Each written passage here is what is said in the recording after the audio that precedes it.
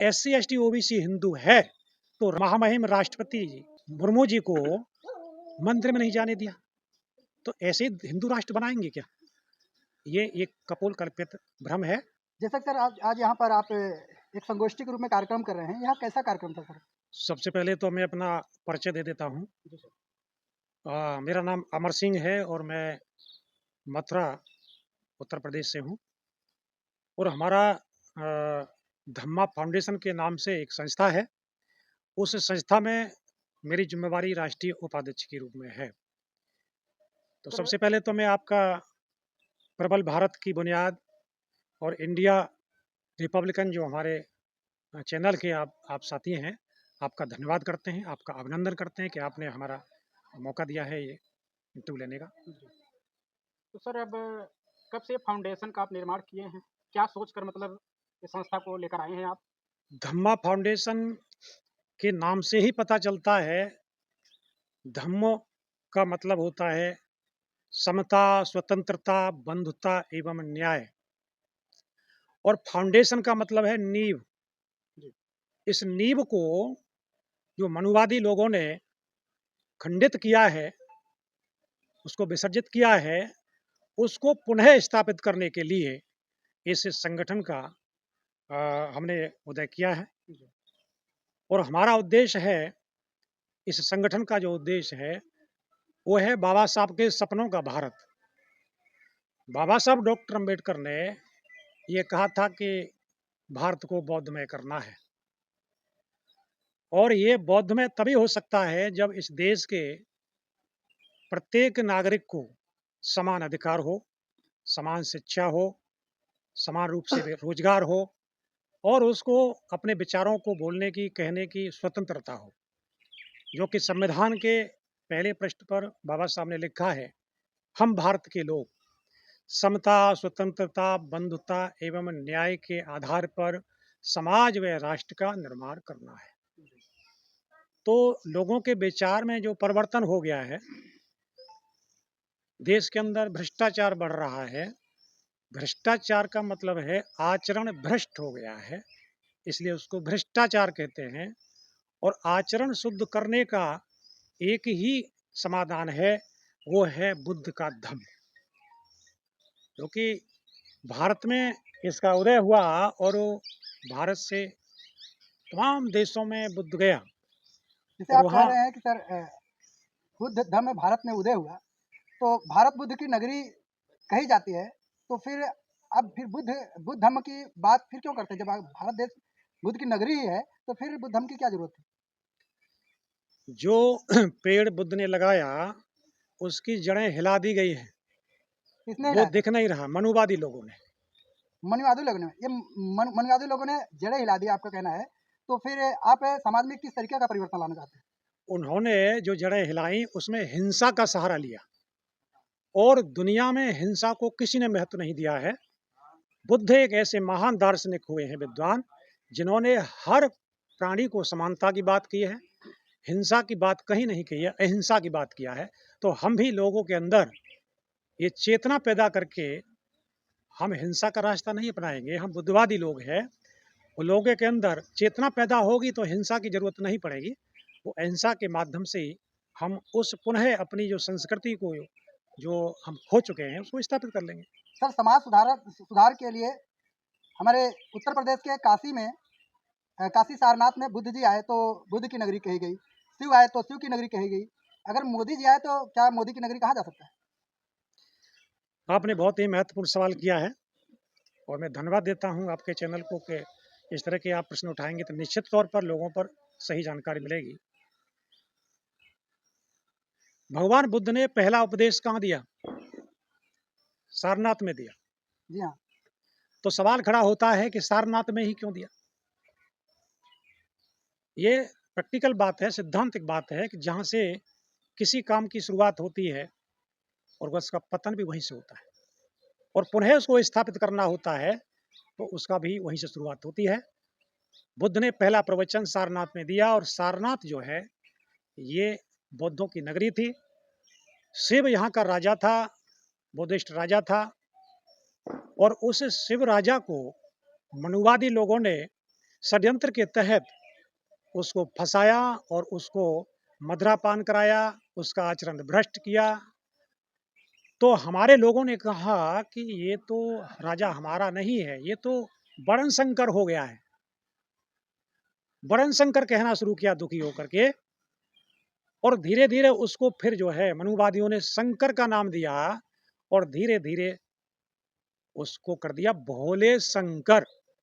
जबकि आप जाएंगे कभी देखेंगे बनारस में तो हर जगह उसके पत्थर लगे हुए हैं, पहचान है कि शिव की नगरी में आपका स्वागत है। शंकर नाम का व्यक्ति दुनिया में कहीं पैदा नहीं हुआ। ये मिलावट की गई है, उसको हम साफ करेंगे और सही जो नेचुरल है उसको लोगों के सामने रखेंगे। किसने मिलावट किया सर? मनुवादी लोगों ने। सर अभी साफ करने की बात कर रहे हैं, तो किस तरह से मतलब साफ करने की बात? आग से आग कभी नहीं बुझती है, जी जी। ये सिद्धांतिक बात है। आग पानी से बुझती है, हिंसा से हिंसा का कभी समाधान नहीं होता है। हम बुद्ध के विचार पर काम करने वाले लोग हैं। बुद्ध, रविदास, कबीर और साहू फूले अंबेडकर का जो विचार है, उस विचार से हम काम कर रहे हैं और निश्चित तौर पर हम इसको सफल करेंगे, हिंसा से नहीं करेंगे। सर बौद्ध धर्म का प्रचार हो रहा है, तो ये जो बौद्ध धर्म परिवर्तन आखिर लोग धर्मांतरित हो रहे हैं, तो फिर धर्मांतरण क्यों है? हमारी समझ से हमारा विचार ऐसा नहीं होना चाहिए, क्योंकि हम रियली बुद्धिस्ट है ही, हम तो उनकी संतान है ही। हम नया क्या करें? हमारा कोई पिता चेंज थोड़े हो गया है, ये भी एक षड्यंत्र के तहत किया जा रहा है। आप सर जन्मजात बौद्धिस्ट हैं? हम रियली उन बौद्धों की संतान है जो दुनिया को ज्ञान देने वाले थे। नालंदा, तक्षशिला, विक्रमशिला हमारे पुरखों की यूनिवर्सिटी थी, इसका इतिहास गवाह है। दुनिया के लोग पढ़ने आया करते थे, हमारे पुरखे तो विद्वान थे, उन्हीं की तो हम संतान है। अगर आप बचपन से ही या आपके पूर्वज ही बौद्ध की संतान थे, तो बुद्ध धर्म को लोग मानते हैं, आज भी लोग मान भी रहे हैं, तो इसके बाद भी पुनः बुद्ध धर्म में परिवर्तित क्यों हो रहे हैं? उस पर जो लेबल लगाया गया था, जैसे सूर्य है, सूर्य दुनिया में एक ही है, दो नहीं हो सकते ना। ऐसे ही जो नीति है इंसान के लिए, धर्म है, वो एक ही है, दो नहीं हो सकते। इसलिए उस सूर्य पर कुछ समय के लिए बादल छा गए, अब उसको हटाना है, हट जाएगा अपने आप, सूर्य सामने आ जाएगा। इसका मतलब आपका कहना है कि बौद्ध पर काले बादल छा गए, तो उस काले बादल का क्या नाम दे रहे हैं आप? मनुवादी व्यवस्था, वर्ण व्यवस्था, जाति व्यवस्था, असमानता, गैर बराबरी, ऊंच नीच, छुआछूत, ये समाज के लिए घातक है, आप दुनिया बार में बार कहीं ये नहीं है। चर्चा कर रहे हैं सर मनुवाद की, आखिर ये मनुवाद आया कहाँ से? ये मनुवाद जो हमारे विरोधी लोग हैं, जो कि समय समय पर इस देश में विदेशी लोगों का आक्रमण होता रहा है, और वो सबसे पहले जो आक्रमण हुआ देश पर वो आर्यों के द्वारा हुआ, फिर मुगलों के द्वारा हुआ। मुगलों में भी बहुत सारे लोग आए, हूण, फ्रांसीसी, मंगोलियन, तुर्क, मुगल, अंग्रेज आए, बारी बारी से आते रहे हैं। 15 अगस्त 1947 को भारत आज़ाद हुआ, और जो सबसे पीछे आने वाला जो विदेशी था वो चला गया है। उससे पहले मुगल आए थे, वो भी चले गए हैं। उससे पहले आर्य आए थे, आर्य यही हैं। भारतीय संविधान सबको समानता का अधिकार देता है। हम ये नहीं कह रहे कि आप यहाँ से भाग जाओ, लेकिन जो मानवता की दृष्टि में जो है, नेचुरल है, समानता है, उसको मान लीजिए। हमारा कोई परहेज नहीं है, संविधान सबको रहने की इजाज़त देता है, सर सबको समान संविधान रूप की से। बात कर रहे हैं, संविधान को बदलने की जैसे प्रक्रिया चल रही है, इस पर क्या कहेंगे आप? संविधान वो बदल नहीं सकते, और संविधान रहे या बदले उससे क्या फ़र्क पड़ता है? क्या संविधान के रहते हुए भी वो सारे के सारे अधिकार खत्म किए जा रहे हैं? हैं? संविधान में जो जो ऐसा कर रहे हैं, क्या संविधान में है? आरक्षण का प्रावधान संविधान में है क्या? और कानून बनाने का अधिकार लोकसभा को होता है, न्यायपालिका को नहीं। जो न्यायपालिका न्याय देने की बात करती है, जो संविधान की बात करती है, वो कानून बना रही है, इसलिए ये संविधान के विरोध में है, देशद्रोह के विरोध में है। तो वो तो कर रहे हैं, गलत तो कर ही रहे हैं। संविधान बदलने की चर्चाएं तो बार बार हुई, चलिए मान लेते हैं, अभी आपने सवाल किया, मान लिया माननीय मोदी जी की हम बात करते हैं, तो फिर मोदी जी बनारस से ही क्यों चुनाव लड़े? हाँ, बहुत अच्छा सवाल है आपका। आप बार-बार ढूँढ करके ला रहे हैं। ये आपके विद्वता को मैं धन्यवाद देता हूँ। वो अपना इतिहास कायम करना चाहते हैं और हमारे इतिहास को ख़त्म करना चाहते हैं। बाबा साहब डॉक्टर अम्बेडकर कहते हैं कि जो कौम अपना इतिहास नहीं जानती, वो अपने भविष्य का निर्माण नहीं कर सकती। हमारे जो यूनिवर्सिटियाँ थी, हमारी जो लाइब्रेरियाँ थी, उसको जलाया गया और ये इतिहास गवाह है इस बात है, 6 महीने तक उसमें धुआँ उठता रहा, नालंदा जलाया गया। तो इन्होंने मनुवादियों ने जलाने का काम किया है। भारत में अगर ये जितने भी विश्वविद्यालय हैं, वो अंग्रेज़ों के द्वारा बनाए गए हैं। मैं अंग्रेज़ों की तारीफ़ नहीं कर रहा, विदेशी थे मगर उनके अंदर नैतिक ईमानदारी थी। उन्होंने शिक्षा का प्रसार किया। तो इस व्यवस्था को यहाँ से जो शुरू किया गया था और बुद्ध ने अपने पहले प्रवचन से यहाँ से उस व्यवस्था को चोट किया, वर्ण व्यवस्था को, समानता का प्रचार किया और वो कहीं हद तक कामयाब भी हुए हैं। इसलिए मनुवादियों ने देखा कि हमारा जो इतिहास है वो खत्म हो रहा है, तो मोदी जी को गुजरात से उठाया, उत्तर प्रदेश में लाए और उत्तर प्रदेश में भी बनारस में लाए और बनारस से तब सांसद बनाया, फिर प्रधानमंत्री बनाया। इसके पीछे बहुत बड़ा षड्यंत्र है, ये हम समझते हैं। आपका कहने का मतलब है कि मोदी जी इस भारत देश के प्रधानमंत्री हैं और उनका इतिहास और इस समाज जिस समाज की आप बात करें उस आपके समाज का इतिहास अलग अलग है। वो आदमी हमारा ही है, ओबीसी का है, उसको यूज किया जा रहा है। कौन यूज कर रहा है? मनुवादी लोग। आखिर कौन है वो मनवादी लोग? मनुवाद हर लोग हैं, आर्य लोग हैं।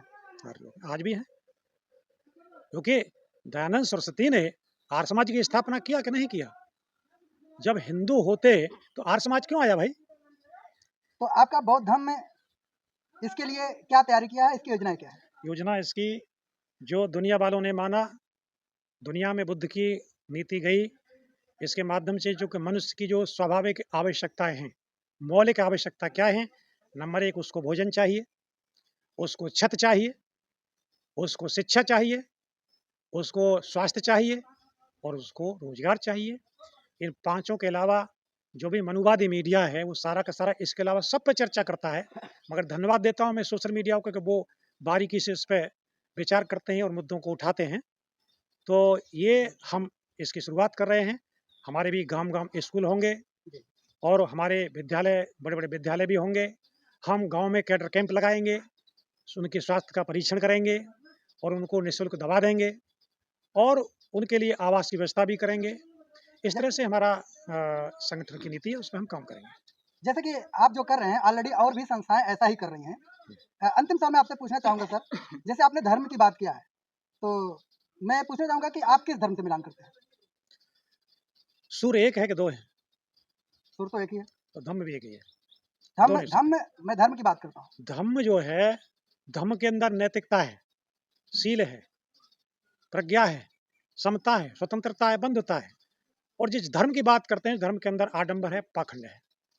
अभी पूरा भारत देश में एक माहौल चल रहा है हिंदू राष्ट्र बनाने का, तो फिर आप क्या कहना चाहेंगे? सुप्रीम कोर्ट का जजमेंट है, उससे ऊपर तो हम नहीं है ना। वो डेट में बता दूंगा आपको। क्या सुप्रीम कोर्ट इस बात को नहीं मानती क्या? सुप्रीम कोर्ट का जजमेंट है कि हिंदू धर्म नहीं है, तो ये बात तो सुप्रीम कोर्ट से पूछो ना। जब हिंदू धर्म ही नहीं है, तो राष्ट्र कैसे बनाएंगे? और ये संविधान के विरोध में है। संविधान कहता है भारत का कि यह धर्मनिरपेक्ष देश है, इसमें सारे धर्मों के लोग रह सकते हैं, राष्ट्र का कोई धर्म नहीं होगा। और जो राष्ट्र के धर्म की बात करते हैं हिंदुत्व की, तो ये तो राष्ट्रद्रोह में आता है। अगर हिंदू राष्ट्र बनाना चाहते हैं, तो एक राष्ट्रपति जो पद है, संवैधानिक जो पद है, वो सर्वोच्च होता है। अगर SC, ST, OBC हिंदू है, तो महामहिम राष्ट्रपति मुर्मू जी को मंदिर में नहीं जाने दिया, तो ऐसे हिंदू राष्ट्र बनाएंगे क्या? ये एक कपोल कल्पित भ्रम है, ऐसा होने वाला नहीं।